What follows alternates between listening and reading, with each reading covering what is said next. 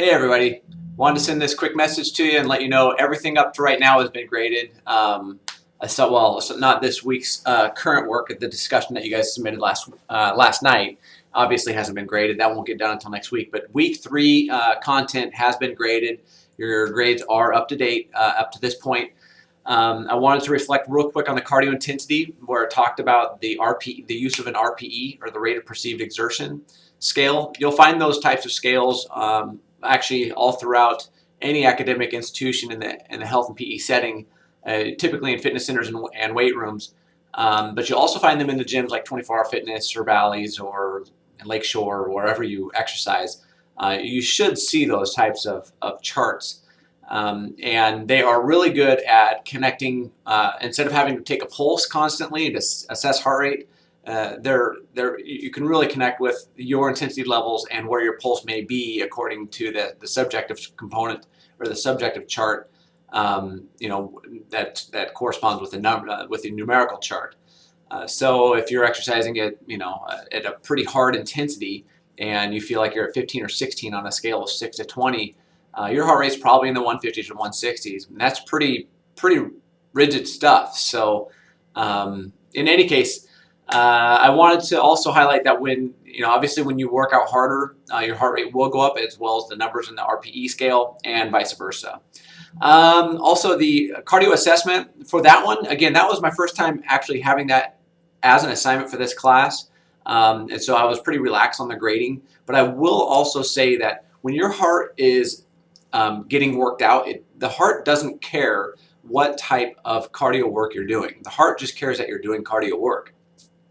Your heart doesn't get really benefits, maybe secondarily, but your heart gets primary benefits from cardio-specific work. So anything that is technically over 2 minutes, but really you're looking at like workouts of 15 to 30 minutes that get the desired results, such as increased health of the heart. And really, what more do you need?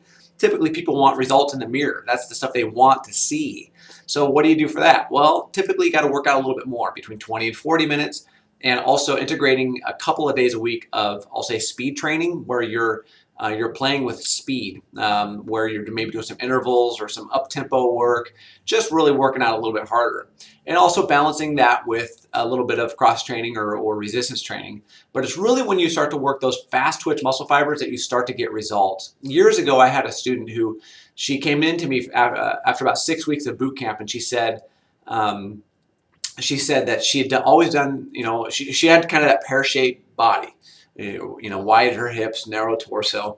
And she said that she had always been able to lose weight, but she always looked like a smaller pear. And she said it wasn't until she started doing weight training that she actually could see the muscle development in her biceps and in her shoulders and in her quadriceps. And I would attribute that to just working out fast twitch muscles, very specific to weight training. Slow twitch muscles are much more oriented towards sustained levels of exertion. So like cycling for a long period of time, or even just standing for a long period of time, or sitting for a long period of time. Those are postural / slow twitch muscles. So I think that is important. And quite honestly, I'm surprised we're actually at 3 minutes right now, because that usually takes about half an hour of content within a class, maybe because I'm not getting any hands from you guys. So if you do have questions, shoot them my way. Also, I want to say the quiz is brutal, if you don't know by now. If you had any issues with the quiz, you got to shoot me a message. Tell me what quiz you had, which quiz number, so you could have taken it as many times as you want, which quiz number you had issues with, and also which questions, and I will be happy to go in there and give you back the points that you feel you were robbed of. I don't like to really arm wrestle too much about the quiz points, because I know it is kind of a confusing quiz at times. Honestly, our department is kind of weighing the option of just removing the quiz altogether. But again, I don't want it to be something that you stress about. We allow you to take the quiz as many times as possible, just so you can be with the content a little bit more. Not necessarily so you can just memorize a whole bunch of stuff and regurgitate it, but actually just really get in there so you can create a greater discussion around some of the questions that are in the labs, or perhaps in a discussion. So right now we're in week 4, and we are actually in the midst of a discussion. The weight management weight management via something. And so obviously you had to do a little bit of research.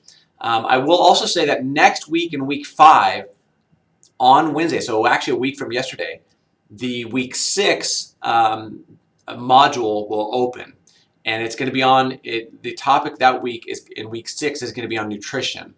So next week on Wednesday, when that opens, you may want to get a head start on just at least reviewing what's coming up, because the nutrition assignment is actually going to be about a 3 to 5 day project for you, because there is going to be a 3-day food logging that's going to be required.